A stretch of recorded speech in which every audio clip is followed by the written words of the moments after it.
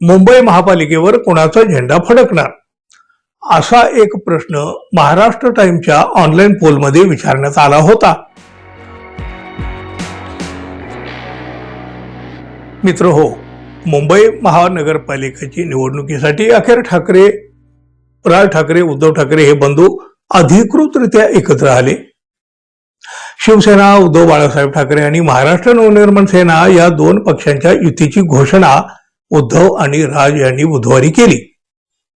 मुंबई महापालिकेची निवडणूक ही तशी सर्वात प्रतिष्ठेची आहे. ती केवळ मुंबई महापालिका सर्वात श्रीमंत आहे म्हणून नाही, किंवा मुंबई देशाची आर्थिक राजधानी आहे म्हणून सुद्धा नाही, तर मुंबई आणि मराठी माणूस यांचं एक नातं अत्यंत महत्वाचं, तितकं जिव्हाळ्याचं आहे. याच पार्श्वभूमीवर महाराष्ट्र टाइम्स ऑनलाईनच्या युट्यूब चॅनलवर एक पोल घेण्यात आला.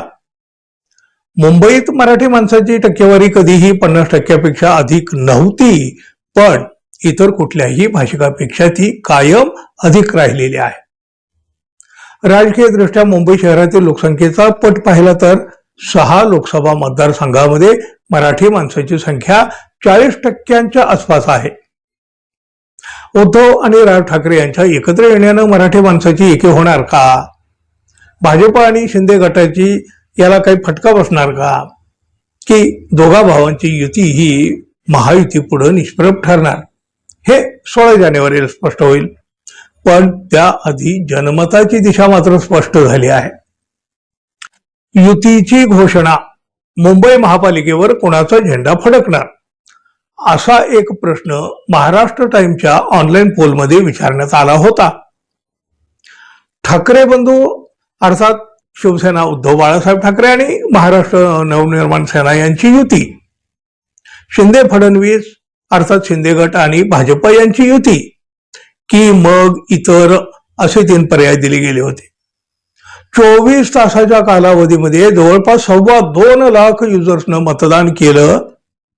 450हून अधिक जणांनी कमेंटमधून आपलं मत व्यक्त केलं. ठाकरे बंधू यांच्या युतीला 82% युजर्सनं मतदान केलं आहे. 82%, 82, म्हणजे जवळपास 1,84,000 नेटिझन्सनी उद्धव आणि राज ठाकरे यांच्या युतीला मतदान केलं. यांच्या युतीचा झेंडा मुंबई महापालिकेवर फडकेल असा विश्वास व्यक्त केला. फक्त 14% युजर्स म्हणतात शिंदे फडणवीस यांच्या युतीला बीएमसी निवडणुकीमध्ये यश मिळेल. म्हणजे जवळपास 35,000 युजर्सनं शिवसेना भाजप युतीच्या बाजूने हा कौल दिला. या ऑनलाईन पोलमधून केवळ नेटिझनच्या मताचा अंदाज महाराष्ट्र टाइम्सने घेतलेला आहे. या पोलमध्ये मतदान करणारे युजर्स हे मुंबई महापालिकेचे मतदार असतीलच असं नाही. किंबहुना मुंबईचे नव्हे तर महाराष्ट्र आणि देशाबाहेरील युजर्सनं सुद्धा हे मतदान केलेलं आहे. त्यामुळं हे निकाल प्रत्यक्ष मुंबई महापालिका निवडणुकीच्या निकालाचं प्रतिबिंब अजिबात मानता येणार नाही. केवळ ऑनलाईन जनतेचा कौल कोणाच्या बाजूने आहे याचा अंदाज यातून स्पष्ट होतो.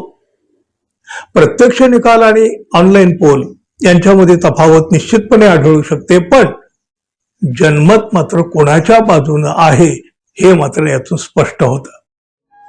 धन्यवाद मित्रांनो, पुन्हा भेटू. नमस्कार.